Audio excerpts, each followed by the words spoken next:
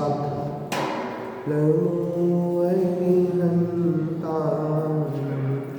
नमो सिद्धाय नमो आयर्याणं नमो वज्राय नमो सर्वसारणं मङ्गलं भगवान् वीरो मङ्गलं गौतमोदरे मङ्गलं कुन्दकुन्दाय जैनधर्मोऽस्तु मङ्गलं जैनधर्मोऽस्तु मङ्गलम्। हमारी चर्चा आचार्य वादी सिंह सूरीकर श्री छत्र चूड़ामणि ग्रंथ पर चल रही है। कल अपन ने देखा था कि जीवनधर कुमार ने जिस कुत्ते को नमोकार मंत्र सुनाया था वह कुत्ता शांत भावों से मृत्यु को प्राप्त होकर यक्षेंद्रों का स्वामी हुआ था और फिर लौट कर आता है और जीवनधर कुमार को धन्यवाद देता है।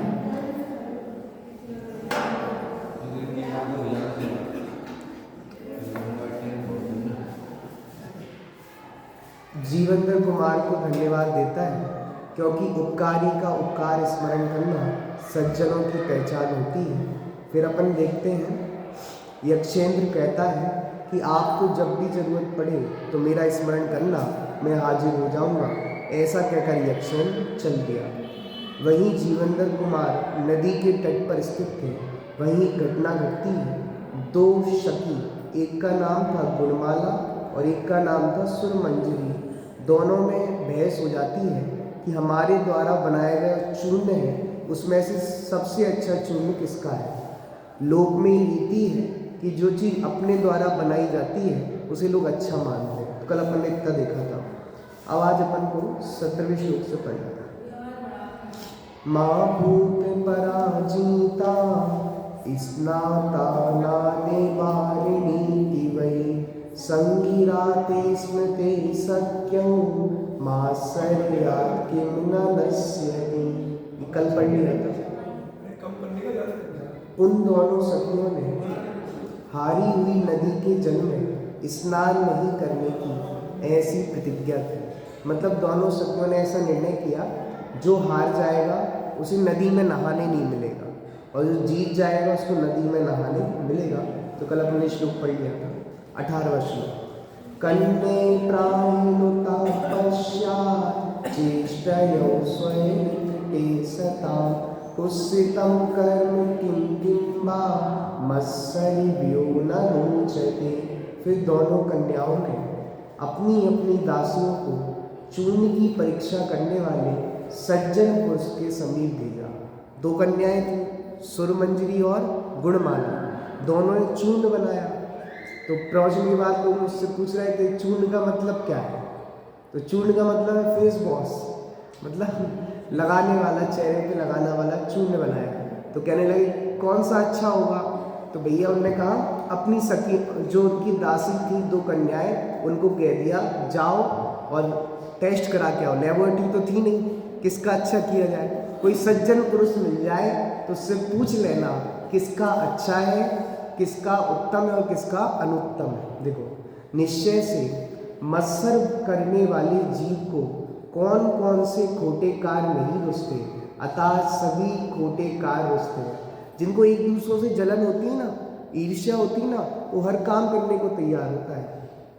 तदनंतर दोनों सखियों ने अपनी अपनी दासी द्वारा परीक्षक विद्वानों के पास चूर्ण परीक्षार्थ भेजा, क्योंकि ईर्ष्या करने वाले को सभी प्रकार के खोटे कार्य अच्छे लगते हैं। नीति। अब चूर्ण का परीक्षार्थ जाना। अस्तिसात्तामतागत्य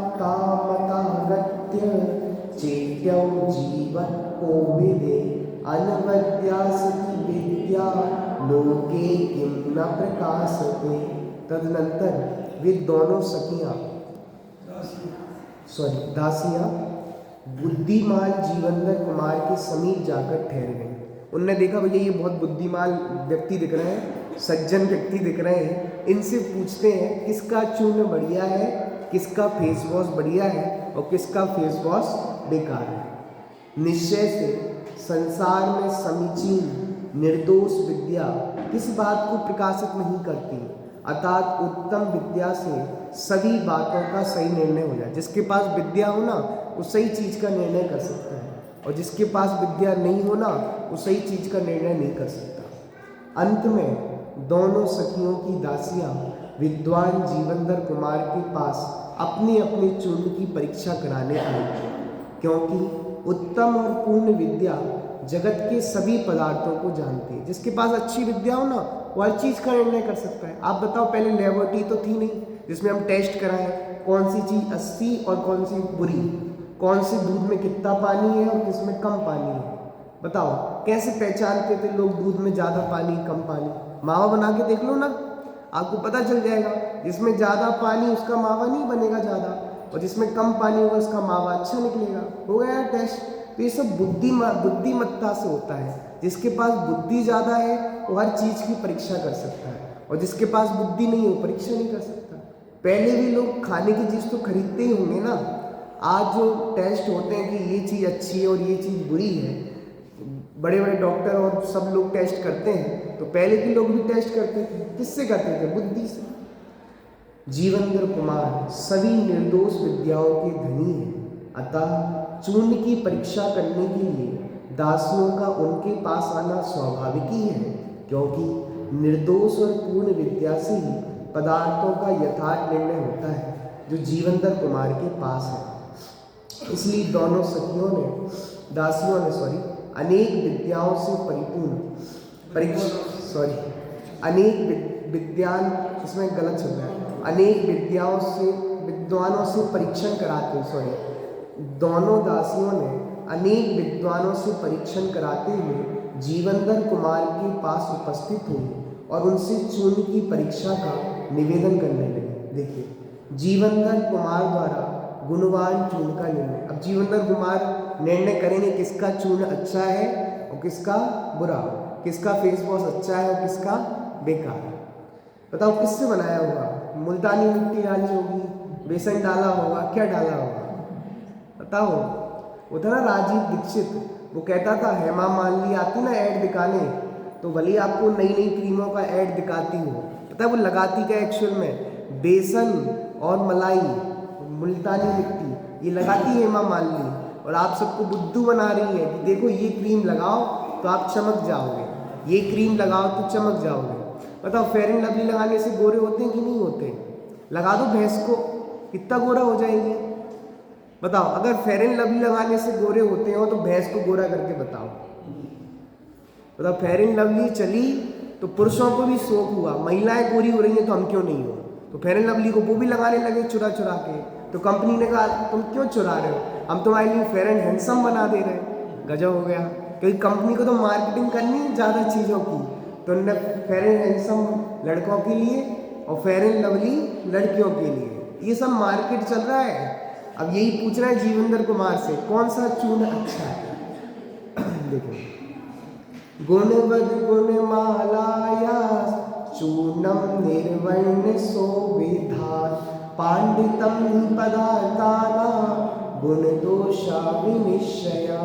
उन जीवंदर कुमार ने गुणमाला की चूर्ण की परीक्षा कर उसे गुणवान बताया। जीवंदर कुमार ने कहा कि जो गुणमाला है ना, उसका जो चूर्ण है, उसका जो लेप है वो बहुत अच्छा है, सही है, और निश्चय से पदार्थों के गुण और दोष का निश्चय करना ही पांडित्य होता है। बताओ पंडित पना किसे कहते हैं? विद्वान पना किसे कहते हैं? जो गुण और दोषों को जान सके। जिसमें गुण और दोषों जानने की क्षमता नहीं है वो पंडित नहीं है, वो विद्वान नहीं है। कौन सी चीज़ अच्छी होगी, कौन सी चीज़ नुकसान करने वाली होगी, जानने वाला होना चाहिए, वो विद्वान है। जीवंदर कुमार ने दोनों चूर्णों का सूक्ष्मता से परीक्षण किया और उपयोगी की दृष्टि से गुणमाला की चूर्ण को उत्तम बताया। वास्तव में पदार्थों के गुण और दोषों का निर्णय करना ही पांडित्य और विद्वत्ता है। ये देखो चित्र, ये दोनों कौन खड़ी हैं? दासियाँ, और एक गुणमाला का चूर्ण लेके आई है और एक सुरमंजरी का। ये जीवंदर कुमार उसको टेस्ट कर रहे हैं हाथ पे कि कौन सा चूर्ण उत्तम है और कौन सा चूर्ण अनुत्तम है। विशेषण वस्तुओं के वस्तुगत गुण दोषों के आधार पर निष्पक्ष और यथार्थ निर्णय करना ही पांडित्य है। किसी चीज का वस्तु का निर्णय करना है तो कैसे करोगे, उसके कौन कौन से गुण हैं और कौन कौन से दोष हैं। गुण दोषों के आधार पर निर्णय करना ही पंडितपना है। जीवंदर कुमार अनेक विद्याओं में निपुण तो थे ही, अतः उन्होंने गुणमाला के चूर्ण को ही कालोचित, सगुण और उत्तम बताया। तो बताओ दोनों सखियों में से किसका चूर्ण उत्तम हुआ? गुणमाला का। तो इस बात से समझ जाओ कि सुरमंजरी का चूर्ण कैसा हुआ? अनुत्तम, हल्का। देखो सुरमंजरी की दासी को गुस्सा आ गया, एक तो हम चूर्ण लेके आए, तुम बेईमानी करते हो, हमारी जो क्या कहते हैं राजकुमारी राजकन्या है उनके चूर्ण को तुमने अनुत्तम बनाया। जरूर तुमको इसने रिश्वत दी होगी। किसने?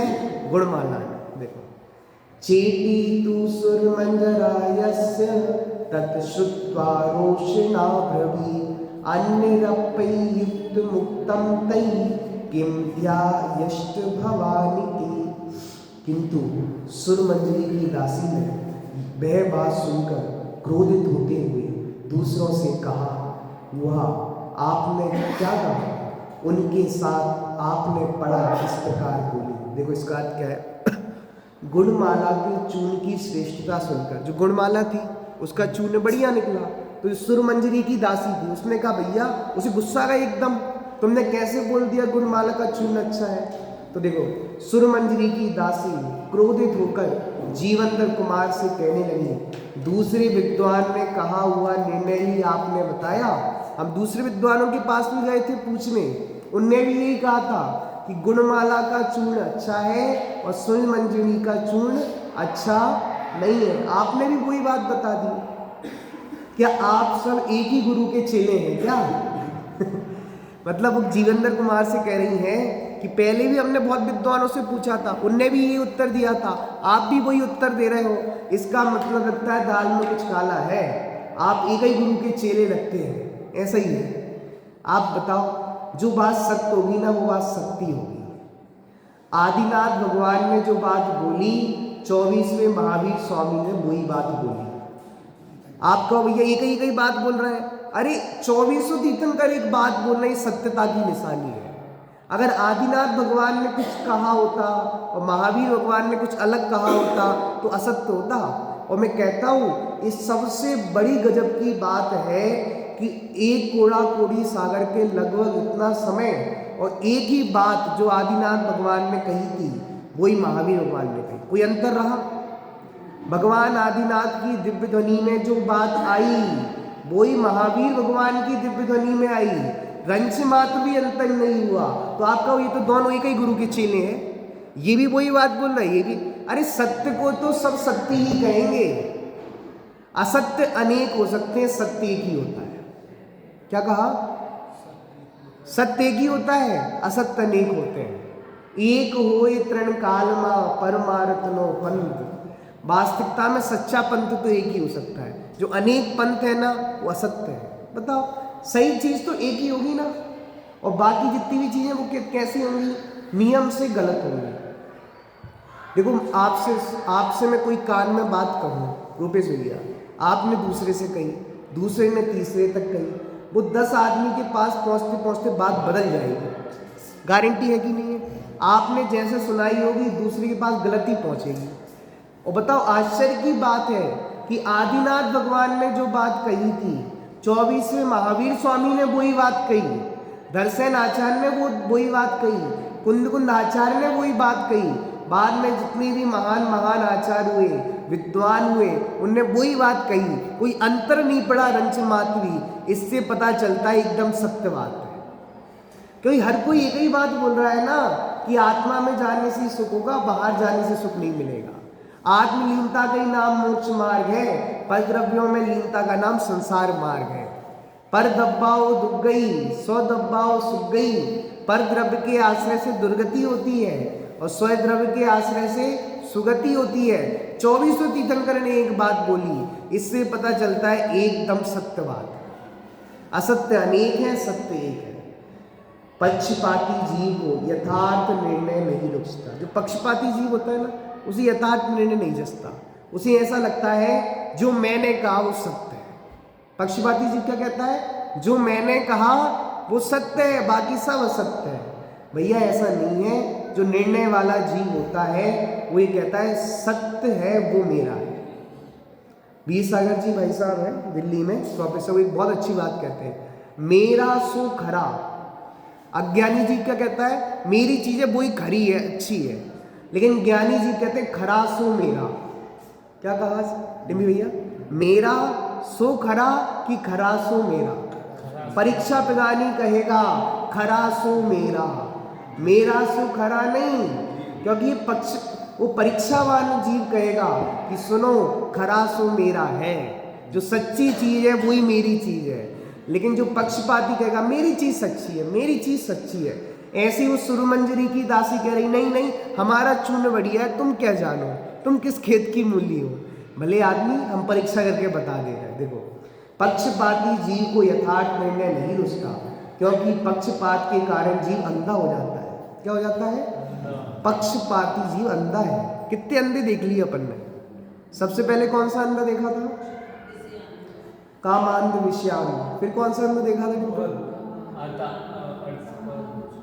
क्रोधांध, गुस्सा आ गया था ना जीवेंद्र कुमार को गुरु की बात सुनकर। फिर पैसे के लिए अंधा होता धनांध। अब एक चौथा अंधा, पक्षपात वाला अंधा। पक्षपाती जीव को दूसरे की चीज नहीं दिखती, सच्ची चीज भी नहीं भाती, क्योंकि क्या है? पक्षपात डला है। जैसे वो आपने कहानी सुनी है ना कि वो मक्खियां थी ना, वो मक्खियां कौन थी वो? कि वो एक मक्खी वो नमक में रहती थी और एक शक्कर मक्खी थी ना, एक, हाँ चीटी, चीटी समझ लो, जो समझ लो समझ लो। चीटी होती ना, एक चीटी नमक पे रहती थी, रूपे सही है, और एक शक्कर पे रहती थी। शक्कर पे रहती थी, शक्कर मीठी मीठी बढ़िया लगती थी। तो शक्कर वाली चीटी ने कहा कि अपनी सखी से जो नमक पे रहती थी, एक बार आओ ना हमारे ठिकाने पर, हम आपको शक्कर का टेस्ट कराते हैं। किसका टेस्ट कराते हैं? शक्कर का। तो उसने कहा नहीं नहीं मन नहीं है, हम तो यहीं बढ़िया है, यहीं बढ़िया है। लेकिन कह चलो तो सही। तो उसने कहा चलते हैं, मान नहीं रही, लेकिन उसने अपने दांतों के इधर नमक दबा लिया। क्यों? अगर मैं कहीं गलत फंस गए तो नमक का स्वाद तो लेते ही रहेंगे ना। तो अब वो शक्कर के ढेले पे पहुंच गए। अब शक्कर पर रहने वाली चीटी थी, उसने कहा बोलो अच्छा लग रहा है कि नहीं लग रहा? कुछ अच्छा नहीं लग रहा, मुझे तो वही वाला स्वाद आ रहा है जो नमक पे आता था। बड़ी सोचने लगी वो, ये क्या है, ये क्या है? अरे भले आदमी, तूने मुंह में नमक दबा के रखा है तो स्वाद किसका आएगा? नमक का। जो अच्छी चीज है वो भी अच्छी नहीं लगेगी। ऐसी जो पक्षपात में बैठा है उसे अच्छी चीज अच्छी नहीं लगती। बोलो, वो कहते थे, सोनगढ़ में पढ़ाते थे, नाम याद नहीं आ रहा, वो कहते थे एक बार इस सच्ची बात को फूटी आंख से तो देख, तुझे पक्षपात लगता है, हम इनकी बात सुनने जाएंगे तो इनकी ही हो जाएंगे, फिर कहीं मंदिर में नहीं जा पाएंगे। अरे एक बार फूटी आंख से तो देख। वो हमने प्रतिमानु की कथा पढ़ी है ना कि एक वो सेठ जी का बेटा था, वो बेश्या के पीछे पागल हो गया। और तो सबने सुना ये तो बेश्या के पीछे पागल हो गया, नाक कटवा देगा कुल की, इसका विवाह करा दो, शादी करा दो। तो शादी का प्रस्ताव आया, सगाई हो गई। बेश्या को ये बात पता चली, अरे इसकी तो सगाई हो गई। तो बेश्या ने कहा ये तो अब कल को मेरे पास आएगा ही नहीं, और हमने सुना है इसकी स्त्री तो बहुत सुंदर है। तो बेश्या ने कहा कि सुनो, मैंने तुम्हारी कुंडली एक पंडित को दिखाई थी। किसको दिखाई थी रूपेश भैया? पंडित को दिखाई थी। और पंडित ने कहा है अगर तुम अपनी पत्नी को देखोगे तुम अंधे हो जाओगे। क्या हो जाओगे? अंधे हो जाओगे। शादी हो गई, सब कुछ हो गया, लेकिन वो अपनी पत्नी को देखता नहीं, पट्टी बांध ली उसने आंखों पे और बेश्या के पास ही जाता। अब एक बार पत्नी को पता चल गया ये मेरी तरफ देखता क्यों नहीं। तो पत्नी ने कहा सुनो, मैंने तुम्हारी कुंडली पंडित को दिखाई थी। किसको दिखाई थी? पंडित को दिखाई थी।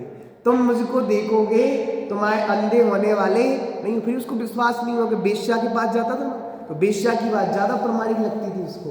पत्नी ने कहा सुनो, चलो तुम मेरे को दो आंखों से मत देखो, एक आंख से तो देख सकते हो ना। अगर एक आंख से देखने पर एक अंधी होगी तो एक तो बच जाएगी ना। तो उसने कहा चलो देखते हैं एक बार, देखते हैं। लोग कहते हैं तुम्हारी पत्नी बहुत बढ़िया है, लेकिन आज तक मैंने देखी नहीं। उसने अपनी आंखों की पट्टी खोली, एक आंख पे हाथ रखा और एक आंख से देखा, अरे मेरी पत्नी तो इतनी सुंदर है, कभी मैंने देखी ही नहीं, ये और आंख भी बढ़िया है, फूटी नहीं। तो बताओ, उसने पत्नी ने कहा कि जब तुमने मेरे को एक आंख से देख लिया और आंख फूटी नहीं, तो दूसरी भी खोल लो ना। ऐसी तुम्हें सच्ची बात पक्षपात के कारण नहीं सुनना चाहते, एक बार पक्षपात की आंख उठाकर खोलकर तो देखो, सुनकर तो देखो, फूटी आंख से तो देखो, क्योंकि पक्षपात जीव को निर्णय नहीं करने देता। पक्षपात वाला जीव परीक्षा नहीं कर सकता। बताओ, वो राजा मधु थे ना, जिनकी प्रसिद्धि थी सत्य के लिए, बहु झूठ सेती नरक पहुंच, वसु थे, वसु राजा, जिनकी सत्य के लिए बहुत प्रसिद्धि थी, जिनका सिंहासन अधर में था, लेकिन उनने पक्षपात के कारण सही परीक्षा नहीं की। उनने कह दिया जो पर्वत बोल रहा है सब सही है, और पर्वत क्या बोल रहा था, अज का मतलब बकरा होता है। अब बताओ, और जो नारद बोल रहा है कि अज का मतलब बकरा नहीं होता, अज का मतलब धान होता है, जिसको यज्ञ में चढ़ाया जाता है। उस जो राजा वसु था, उसने सही फैसला नहीं ले पाया। क्यों? क्या डला था? पक्षपात। क्या डला था? इसलिए जिसके चित्त में पक्षपात है वह सच्ची परीक्षा नहीं कर सकता। पक्षपात के कारण जीव अंधा हो जाता है। यहाँ सुरमंजरी की दासी को जीवंदर कुमार का निर्णय पक्षपातपूर्ण लगा, अतः उसे क्रोध आना स्वाभाविक है। गुणमाला के चूर्ण की श्रेष्ठता को सिद्ध होना। अब वो कहते हैं तुम्हें गुस्सा आ रहा है ना, सुरमंजरी की दासी, हे दासी तुम्हें गुस्सा आ रहा है ना, तो अब देखो मैं सिद्ध करता हूँ कि तुम्हारा चूर्ण अच्छा क्यों नहीं है और गुणमाला का चूर्ण अच्छा क्यों है।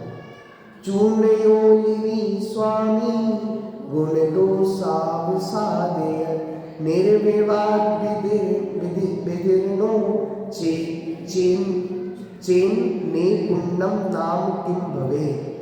फिर जीवंदर कुमार ने गुणमाला और सुरमंजरी के चूर्णों के गुण और दोषों का निर्णय भ्रमरों के द्वारा सिद्ध किया। भ्रमर किसको कहते हैं? भौरे को।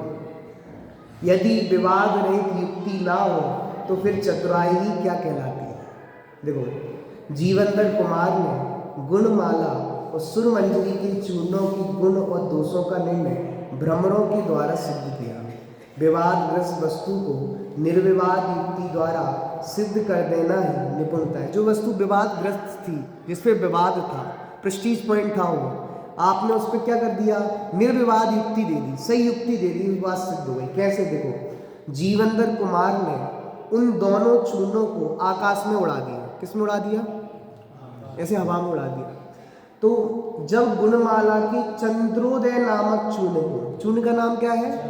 चंद्रोदय नामक चूर्ण को आकाश में उड़ाया तो सुगंध के लोभी भ्रमर चूर्ण की गंध पर आ गए। मतलब वो गंध बहुत गंध वाला था, सुगंध वाला, तो जो भौरे थे उस चूर्ण की गंध को सूंघने के लिए आ गए। इस प्रकार सुरमंजरी की दासी के समक्ष गुणमाला के चूर्ण की श्रेष्ठता को प्रत्यक्ष प्रमाणित कर दिया। उनने दोनों चूर्ण उड़ाए थे, लेकिन भौरे किस पे लपके? गुणमाला के चूर्ण पे। गुणमाला के चूर्ण मतलब फेस वॉश में लपके, और उनके फेस वॉश पे नहीं लपके। इससे क्या सिद्ध हो गया? जो गुणमाला का चूर्ण था, जो ऊतन था, जो लेप था, जो कहना उसको कह दो, उसका बढ़िया था। देखो, अब सुरमंजरी का चूर्ण सदोष। अब ये भी बता रहे हैं कि सुरमंजरी का जो चूर्ण था ना, ऊतन, वो क्यों सही नहीं है, क्यों अच्छा नहीं है। कारण दे रहे, अकालिकतया दुष्टं चूर्ण मन्यते वर्णय नाहि कालकृतं कर्म कार्य निष्पादना क्षमम्। जीवंदर कुमार ने सुरमंजरी के चूर्ण को असमय में बनाए जाने से दूषित बताया। उन्होंने कहा कि तुमने जो चूर्ण बनाया ना, असमय में बनाया है, जिस समय बनाना चाहिए उस समय में नहीं बनाया। अर्थात सुरमंजरी का चूर्ण बसंत ऋतु के लिए प्रतिकूल था, इसलिए उसमें सुगंध ना होने से उस पर कोई भौरा नहीं आया। निश्चय से असमय में किया हुआ उद्यम कार्य का निष्पादन करने में समर्थ नहीं होती। बहुत अच्छी नीति दे रहे हैं। अकाल में कोई भी चीज करो सफल नहीं होती। हमारे यहाँ सम्यक ज्ञान के 8 अंग बताए। किसके चाचा जी? सम्यक दर्शन के तो 8 अंग है ही रूपेश भैया। सम्यक ज्ञान के भी 8 अंग है।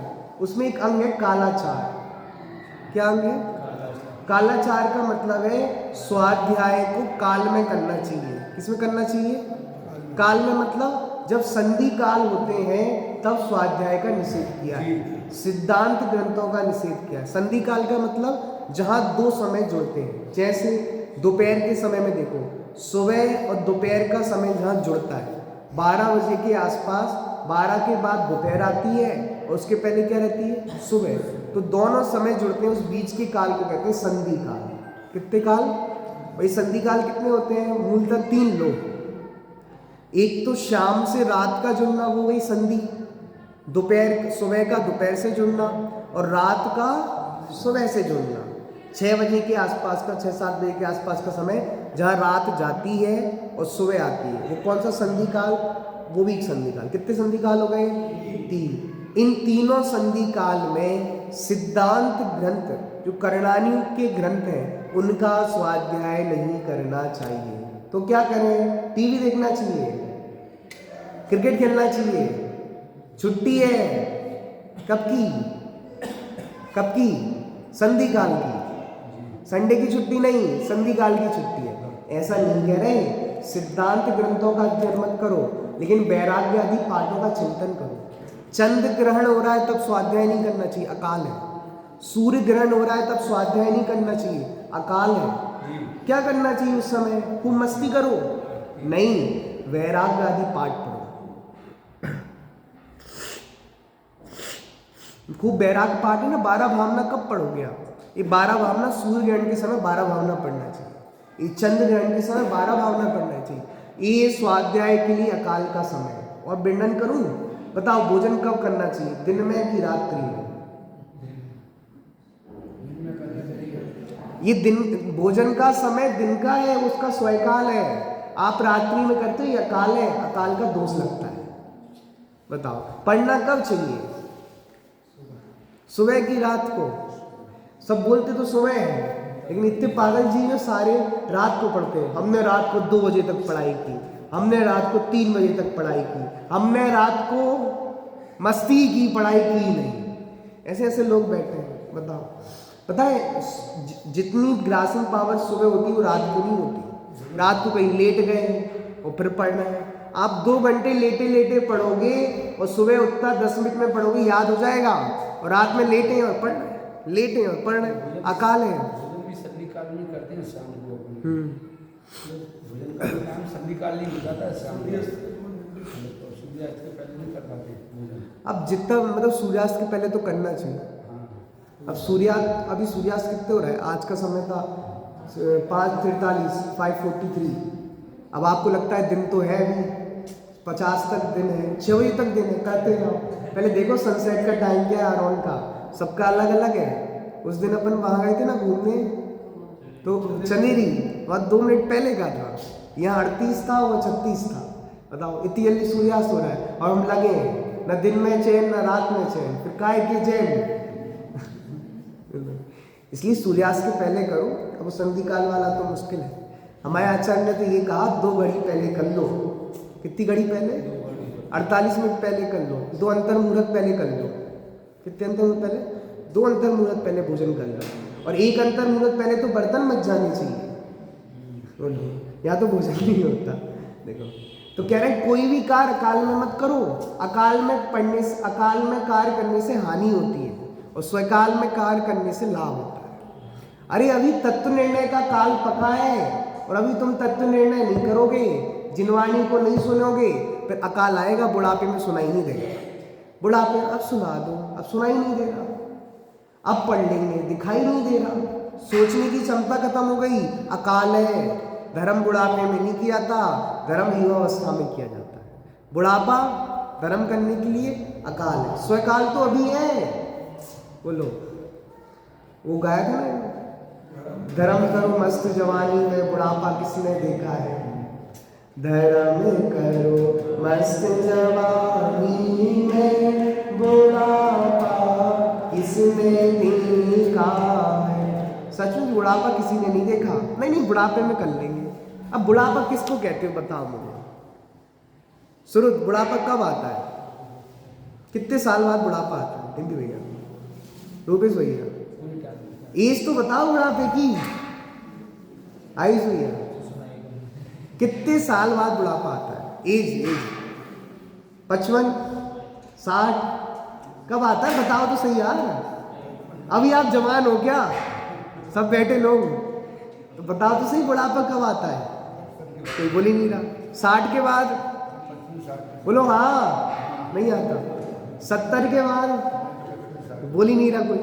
60 के बाद बुढ़ापा आ जाता है, लेकिन लोग बालों को डाई करके गाते हैं अभी तो हम जवान हैं। तो जय हो जाए, बुढ़ापा ही स्वीकार नहीं करते। दिक्कत तो है डाई माई लगा के बढ़िया चंगे सेट है, अभी हम बुढ़ापा कहाँ है। अभी आपको दादाजी मत बोलो, अंकल बोलो, दादाजी नहीं बोलो। बोलो कितना मतलब बुढ़ापा मानते नहीं है।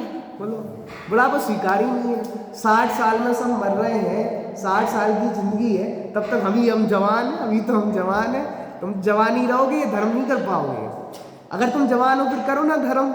नहीं, दुकान जाने के लिए जवान है, धर्म करने के लिए नहीं है। सुनो, अभी स्वकाल है धर्म करने का। अकाल में धर्म करोगे कोई फलदायक नहीं होगा। जितनी वृताधिक की साधना युवा अवस्था में हो सकती है, वो बुढ़ापे में नहीं हो सकती। जितना स्वाध्याय, जितना याद अभी युवा अवस्था में हो सकता है, बुढ़ापे में नहीं हो सकता। जितनी तीर्थ यात्रा बुढ़ापे में नहीं हो सकती, उतनी युवा अवस्था। ये स्वकाल है। अभी जितनी तीर्थों की वंदना करनी कर लो, अभी जितना शास्त्रों का अभ्यास करना है कर लो, बुढ़ापे में नहीं कर पाओगे। अगर अभी कर लिया तो बुढ़ापे में याद रहेगा, स्मरण कर पाओगे, नहीं तो स्मरण भी नहीं कर पाओगे। वहाँ पलंग पर बैठे रहोगे और कहोगे पप्पू हमें नमोकार मंत्र सुनाओ, वो कहेगा आपने तो हमें कॉन्वेंट स्कूल में भेज दिया था, आपने पाठशाला तो भेजा नहीं, हमें आते नहीं। What is Namokar? I don't know. बताओ बताओ। वो कहेगा समाधि मरण सुनाओ, व्हाट इज समाधि मरण? I don't know. दादी हम यूट्यूब खोल ले रहे, बोलो समाधि मरण, चलता रहेगा। यूट्यूब से समाधि लेनी है क्या? क्या इरादा है? क्या इरादा है? यूट्यूब सुन सुनकर समाधि हो जाएगी? यही तो है। लोग बैठे हैं स्वाध्याय भवन खाली बैठे हैं कोरोना के बाद, यूट्यूब से ही सम्य दर्शन ले रहे हैं, यूट्यूब से ही देशना लब्धि मिल रही है। धन्य हो गए तुम। यूट्यूब से ही देशना लब्धि ले लो। फिर मंदिर क्या बनाए हैं, स्वाध्याय भवन क्यों बनाए हैं? पता नहीं। जितना डिजिटल होते जाओगे ना, उतना धर्म से दूर हो जाओगे। आप बताओ ना, यूट्यूब पे प्रवचन सुनते हो, जो सावधानी यहाँ रखते हैं, जो विनय यहाँ रखते हैं, वो वहाँ रख पाते कि नहीं रख पाते? स्टार्ट आपकी वो सब्जी बन रही है, आटा भी उसन रहा है, वो सब उसन रहा है और आपके प्रवचन सुन रहे हैं। वाह वाह, बहुत अच्छी बात कही, आ हा आनंद आ रहा है। तो सम्मिलेशन ही हो रहा है आपको। ये अकाल है। स्वाध्याय करने का काल नहीं है। भोजन बनाते समय स्वाध्याय करना जिनवाणी का अपमान है, अकाल है। अकाल में कोई कार्य नहीं करना, बहुत दुखदायी होगा। हम सो रहे थे, नींद नहीं आ रही थी, हमने प्रवचन सुन लिया, अच्छा काम है। अकाल है। सोते समय स्वाध्याय सुनना अकाल है, स्वाध्याय का काल नहीं है। आप सो रहे हो ना तो चिंतन करो ना जो पढ़ा है, बिनती और पाठ आदि करो ना। क्यों इतना स्वाध्याय सुनने का लोभ है? और कुछ भी कर सकते हैं ना। अरे लेटे लेटे स्वाध्याय सुनना उनको कह सकते हैं जो उठ नहीं पा रहे हो, जिनका परमानेंट बेड रेस्ट हो गया हो, उनको कहते हैं हम तुम लेटे लेटे सुन सकते हो, लेटे लेटे धर्म ध्यान कर सकते हो। जिनका अच्छी स्वस्थ आयु है, जो बैठ के प्रवचन सुन सकते हैं, जो बैठकर स्वाध्याय कर सकते हैं, वो लेटे लेटे का लोभ रखेंगे ना, वो ऐसी दशा हो जाएंगे। वो अकाल है स्वाध्याय करने का। इसलिए हर काल स्वकाल में करो, अकाल में नहीं। बड़े पंडित जी कहते हैं एक बात, हर काम समय पर करो और भेद विज्ञान हर समय का। क्या कहते हैं? हर काम समय पर करो और भेद विज्ञान हर समय का। चलो विषय कहाँ चला? जीवनधर कुमार ने सुरमंजरी के चूर्ण को समय अनुकूल ना होने से दूषित कह दिया। उन्होंने कहा कि सुरमंजरी का चूर्ण अच्छा क्यों नहीं है? क्योंकि समय पे नहीं बनाया। समयानुकूल किया गया परिश्रम ही कार्यकारी होता है। असमय में किया हुआ बहुत परिश्रम भी व्यर्थ सिद्ध होता है। सुर विशेषार्थ, सुरमंजरी का चूर्ण बसंत ऋतु के अनुकूल न होने से भ्रमरों को आकर्षित न कर सका, अतः सुरमंजरी का चूर्ण स्वयं ही निर्गुण सिद्ध हो गया। भ्रमरों के संबंध में पक्ष व्यामोह का प्रश्न ही नहीं उठाया जा सकता। तो संतुष्ट हो गई, सुरमंजरी की दासी संतुष्ट हो गई कि भैया आपने बहुत अच्छा निर्णय कर दिया, क्योंकि आपने सिद्ध करके बता दिया ना, जो अच्छा चूर्ण था उस पर भ्रमर आ गए और जो चूर्ण अच्छा नहीं था उस पर भ्रमर नहीं आए। तो बहुत प्रसन्न होकर वो जीवेंद्र कुमार की प्रशंसा करने लगे। श्लोक और पढ़ते हैं। कुमारादत्त कुट्यन्यौ नुत्वा नत्वा च निर्गति निर्विवादं वितन्वानः नाहि स्तुत्याकेन भूतले। इसके अनंतर वे दोनों दासियां जीवेंद्र कुमार की प्रशंसा और नमस्कार करके जीवेंद्र कुमार के पास से चली गई। निश्चय से पृथ्वी तल पर विवाद रहित कार्य का निर्णय करने वाले पुरुष किस पुरुष से स्तुति करने योग्य नहीं है, अर्थात सबके द्वारा स्तुत होते हैं। सल्लाद चूर्ण की श्रेष्ठता प्रमाणित होने पर जीवेंद्र कुमार का आभार मानते हुए दास ने कहा, भैया आपने निर्णय कर दिया, बहुत बहुत धन्यवाद। उन्हें आदरपूर्वक नमस्कार किया, उनकी प्रशंसा की और अपने अपने स्थान को चली गई, क्योंकि निर्विवाद निर्णय करने वाले महापुरुषों की दुनिया में सभी लोग प्रशंसा है। तुमने सही निर्णय किया। लोक व्यवहार में मनुष्य परस्पर एक दूसरे के कार्यों से जुड़े रहते हैं। यदि कोई निष्पक्ष और निर्विवाद कार्य करने वाला मिलता है तो वह सर्वत्र प्रशंसा का पात्र होता है। जिस जो बनते हैं ना जज, एक कहानी पढ़ना प्रेमचंद जी की पंच परमेश्वर, बहुत अच्छी कहानी है। चूर्ण की निष्पक्ष और निर्विवाद परीक्षा के कारण जीवेंद्र कुमार की सर्वत्र प्रशंसा हुई और उनकी योग्यता की सराहना की गई। जगत में सर्वत्र ज्ञान की महिमा होती है। जिसके पास ज्ञान होता है निर्णय वाला, उसके गीत गाए जाते हैं। ज्ञान समान न आन जगत में सुख को कारण, यह परमामृत जन्म जरा मृत्यु आगे चल सहजानंद।